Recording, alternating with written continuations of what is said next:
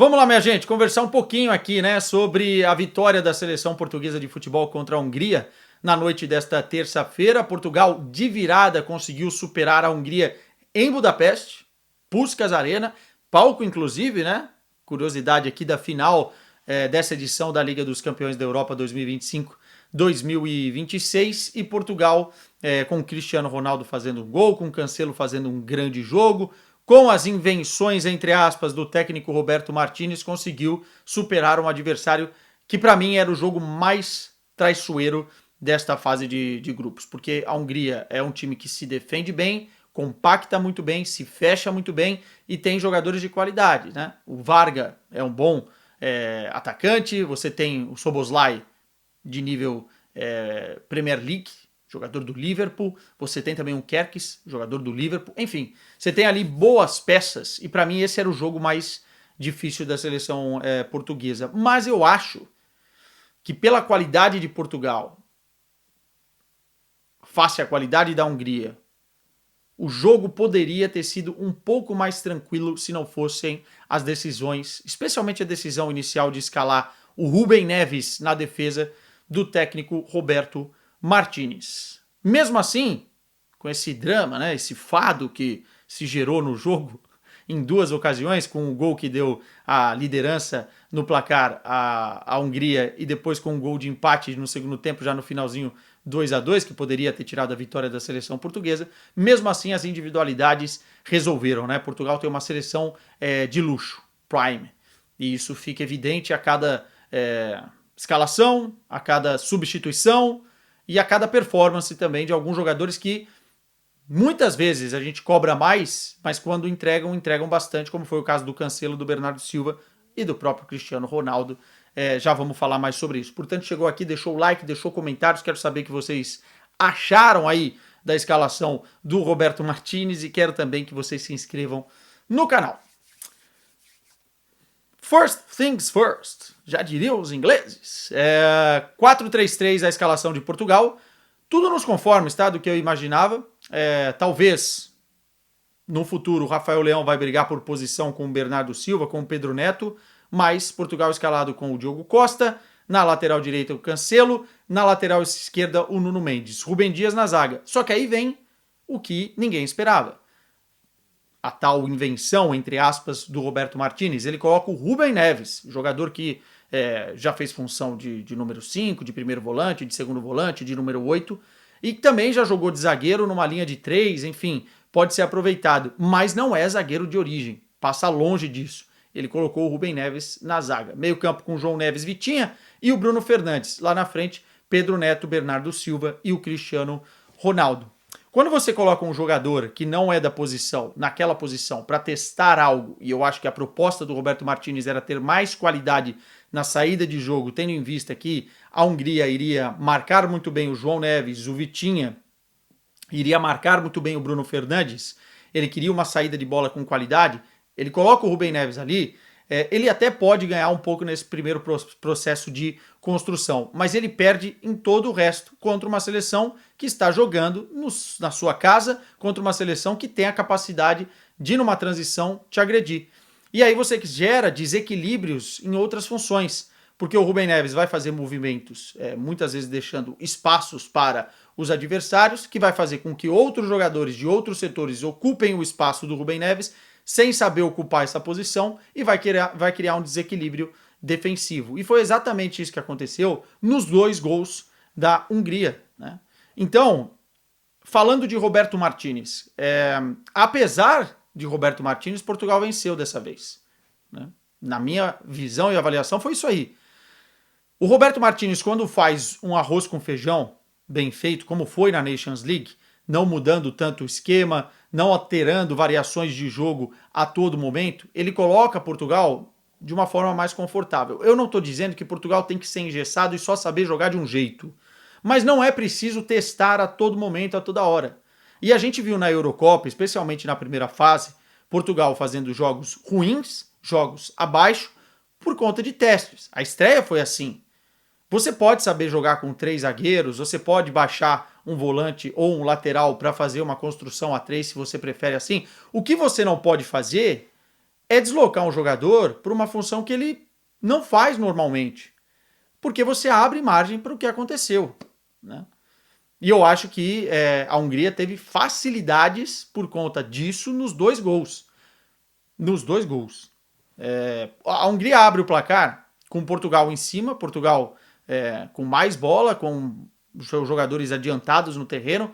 O Nuno Mendes quase um ponta pela esquerda, perdão. O João Cancelo quase um ponta pela direita. O Vitinha baixava junto com o Rubem Neves e com o Rubem Dias para fazer esse processo de construção. O João Neves corria toda hora para a área para, enfim, numa bola longa receber. Enfim, Portugal tinha o comando do jogo, mas numa transição, num arranque, que era exatamente o que a Hungria tinha de proposta, né, defendendo com uma linha de 5, achou o Szoboszlai no processo criativo, que teve toda a liberdade do mundo para arrancar no meio-campo, gera um desequilíbrio, porque o Rubem Neves, que estava de zagueiro, teve que pegar o jogador do lado esquerdo, o Vitinha baixou para tentar marcar o Varga, o Szoboszlai jogou com liberdade para um lado, cruzamento na área, e o gol sai nas costas do Vitinha, que estava como zagueiro, marcando o Varga, né?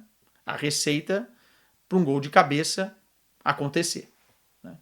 E Portugal toma o 1-0. Poderia ter complicado ainda mais o jogo. Mas quando eu falo da qualidade, Portugal tem qualidade para encontrar espaços, mesmo quando os espaços são curtos. Se fizer o arroz com feijão. Portugal não conseguia avançar, não conseguia quebrar a linha com tanta facilidade, mas tinha uma bola longa muito bem feita. Especialmente quando havia ali a presença de área do Bernardo, do João, jogadores que entravam de surpresa, o próprio Cancelo, né, entrando e infiltrando por dentro. Foi assim que saiu o gol, né? Uma bola... E antes do gol já tinha tido alguns ameaços, né? O Cristiano Ronaldo parou numa defesaça, um milagre do goleiro, numa dessas bolas alçadas na área. Teve outra defesa num chute do João Neves. E depois, numa jogada pelo lado direito, um cruzamento, João Cancelo participando e o Bernardo Silva entrando livre como um atacante, um centroavante, conseguiu empatar o jogo. E levou para o segundo tempo o empate por 1-1. Na segunda etapa, eu achei que Portugal foi muito superior à Hungria, deu menos espaços à Hungria e conseguiu, num lance que é polêmico, um pênalti que a bola bate na mão do defensor depois de uma tentativa de finalização do Cristiano Ronaldo. O movimento do defensor é natural, mas a forma com que o braço dele está posicionado amplia a área, né, de atuação do corpo. E aí é critério do árbitro. Eu confesso que eu até agora não entendo esse critério 100%, porque não é um movimento para cortar a bola, né? É um movimento que o cara faz para tentar cabecear e aí a bola acaba batendo, penalidade, o Cristiano Ronaldo faz o 2-1. E quando o jogo parecia que estava controlado, em mais uma recuperação de bola da Hungria, cruzamento na área, a bola passa por todo mundo, muita facilidade no cruzamento também, o Nuno Mendes não acompanha o ponta direita, a bola passa por todo mundo e o Rubem Neves está muito mal no lance, vendido atrás da marcação, atrás do Varga, faz o movimento errado, o Varga como centroavante vai lá e faz o 2-2, né? Então, a escolha do Roberto Martins, para mim, poderia ter prejudicado o placar, né? Ele poderia ter feito uma mudança antes, fez o 2-1, já coloca o jogador, mas ele esperou bastante também, poderia ter colocado o Antônio Silva, feito algo diferente ali, já que dava para perceber que a Hungria tinha esse caminho das pedras. Enfim. Mas Portugal conseguiu achar um outro gol numa bela antecipação e roubada de bola do Cancelo, que estava hoje, ó. Quando o Cancelo tá assim, ligado, é muito bom jogador. Muito bom jogador. E ele é um cara que não se exime em momentos difíceis, né? Ele consegue ter essa aura. E o gol é muito bonito. Ele recupera a bola, tem ali uma tabela e ele vai lá e finaliza muito bem de fora da área. Ele já tinha finalizado uma antes perigosa e aí finalizou essa para o gol, fez o 3-2 e a vitória garantida, né?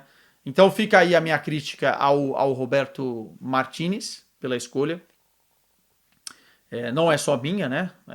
Acho que a imprensa portuguesa também deu bastante destaque nisso na transmissão, mas é um erro. Vamos falar de Cristiano Ronaldo?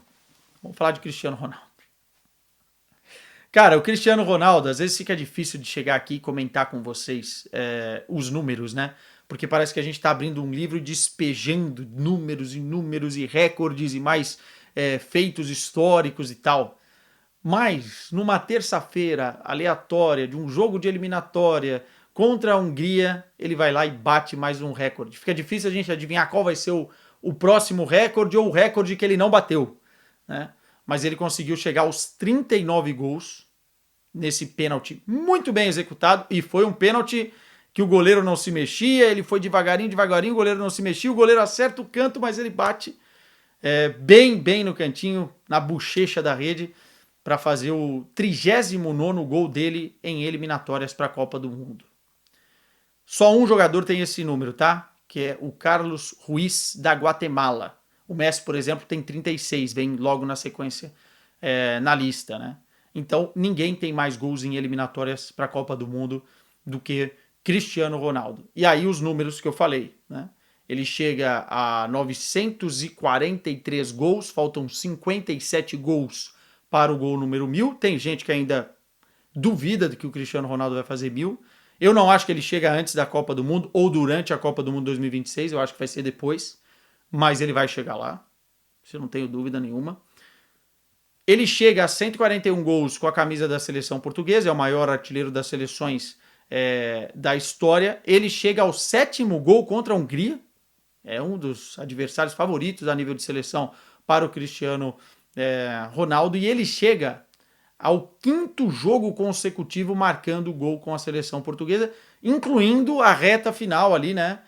Jogos importantes contra a Alemanha e contra a Espanha da Nations League. Ou seja, quem tinha aposentado o Cristiano Ronaldo depois da Eurocopa, ou quem queria fazer isso da seleção, vai perdendo argumentos, né? Ah, Quesada, mas ele fez um gol de pênalti hoje, mas ele teve outras oportunidades, se movimentou bem. O Cristiano Ronaldo tem feito uma função mais participativa na seleção portuguesa. E os números estão aí, cara. Você vai brigar com o número, aí o problema é seu. Mas o Cristiano Ronaldo tem realmente sido importante nesse momento da seleção. E nessa temporada de Copa do Mundo, essa confiança que ele tem passado para os jogadores não é apenas dentro de campo com os números participativos, reclamando menos com os companheiros quando não recebe e tal, sendo mais solidário. Não é só aí. Tem a questão da capitania, tem a questão da liderança, tem a questão da presença diária dele face aos adversários que deslocam às vezes um ou dois marcadores para tentar pegar e deixam outros jogadores livres.